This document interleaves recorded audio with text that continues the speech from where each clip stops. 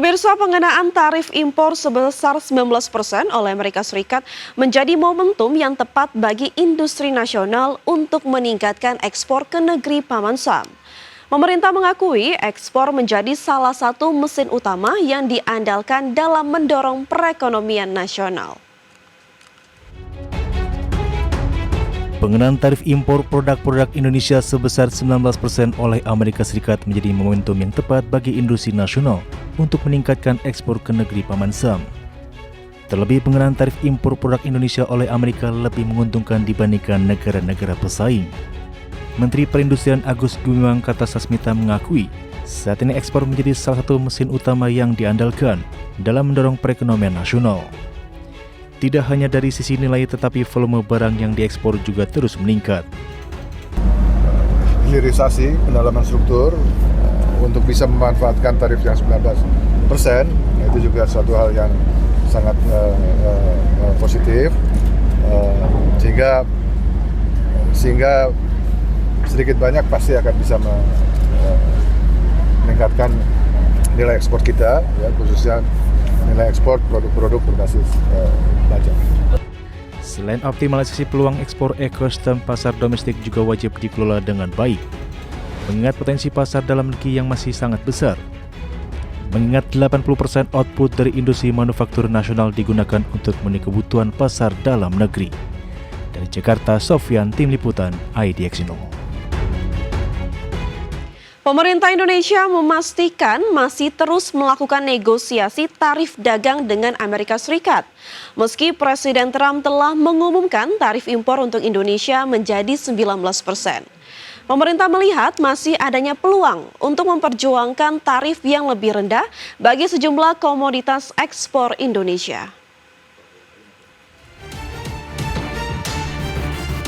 Pemerintah memastikan terus melakukan negosiasi sambil menunggu kebijakan baru tarif Trump 19% yang resmi berlaku mulai 1 Agustus 2025.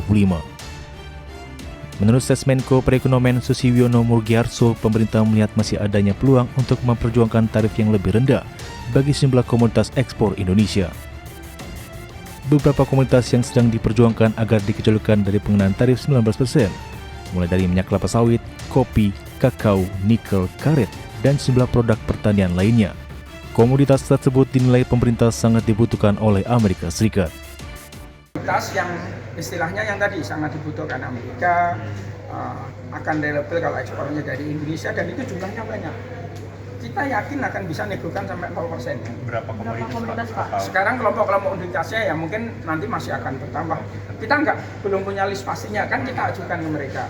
Mulai yang produk-produk sumber daya alam tadi, mulai CPO, kemudian kopi, kakao, kemudian yang rubber.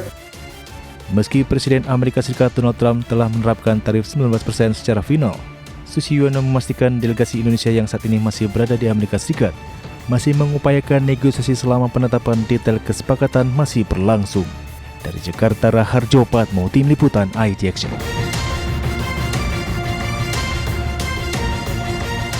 Pemerintah Amerika Serikat menetapkan pengenaan tarif impor sebesar 19% untuk produk-produk asal Indonesia.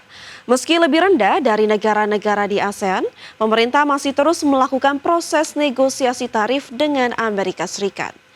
Pengamat ekonomi yang juga Direktur Eksekutif Core Indonesia, Muhammad Faisal, meminta pemerintah tidak boleh lengah dalam proses negosiasi tarif dengan pemerintahan Trump saat ini. Pasalnya masih banyak aspek yang harus diperhatikan pemerintah, terutama dalam menjaga daya saing ekspor ke depannya. Faisal juga menyebut bahwa hambatan non-tarif yang juga terdapat di Amerika Serikat perlu didorong untuk masuk dalam tataran negosiasi saat ini. Sebab Indonesia dinilai sudah banyak berkorban dengan mengesampingkan dampak pelonggaran TKDN bagi produk impor Amerika ke depannya. Apalagi kebijakan TKDN turut berkontribusi atas minat investasi ke Indonesia saat ini. Sehingga tantangan daripada impor ini yang memang perlu juga kita antisipasi secara lebih serius. Ya. Di sisi yang lain, hambatan non tarif yang kita berikan akses untuk pelonggaran TKDN juga berpotensi akan menghambat laju pertumbuhan industri-industri yang selama ini mendapatkan keuntungan atau mendapatkan manfaat dari. Kita ke informasi pertama pemirsa, Presiden Prabowo Subianto meresmikan 80.000 koperasi desa merah putih di Klaten, Jawa Tengah. Dari total tersebut nantinya sekitar 103 koperasi menjadi percontohan. Pemerintah berfokus membentuk badan hukum koperasi, pembangunan sarana pendukung, penerapan digitalisasi, serta peningkatan kapasitas sumber daya koperasi. Pemerintah menargetkan Kopdes Merah Putih menghadirkan pilar-pilar kemandirian ekonomi desa dengan koperasi sebagai fondasi utama pertumbuhan ekonomi nasional.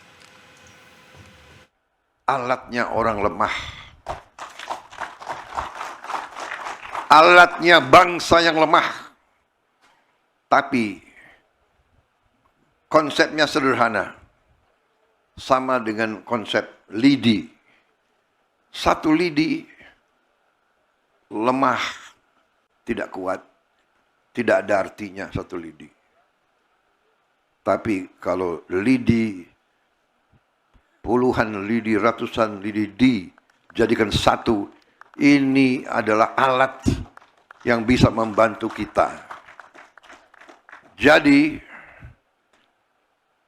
dari lemah menjadi kekuatan.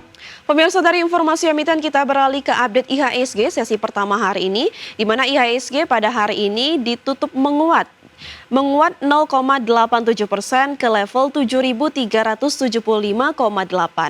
Adapun IHSG tadi pagi dibuka di level 7.366 dan sempat menyentuh titik tertinggi di level 7.385 dan menyentuh titik terendah di level 7.306. Adapun 286 saham mengalami penguatan, 302 saham mengalami penurunan dan 215 saham stagnan atau tidak bergerak.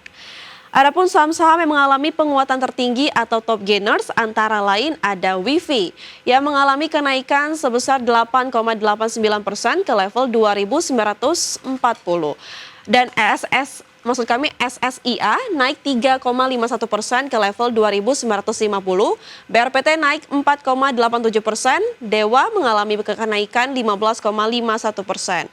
Dan saham-saham mengalami penurunan terdalam atau top losers antara lain ada Cuan turun 2,72% ke level 1.610, Brand turun 1,25% ke level 7.900, Goto turun 1,72% ke level 57, Blok turun 11,81% ke level 635. Dari pergerakan sektoral pemirsa, ada infrastruktur dan teknologi sama-sama mengalami kenaikan di 4,868% maksud kami. Teknologi naik 4,53%, keuangan turun 0,18% dan properti turun 0,13%.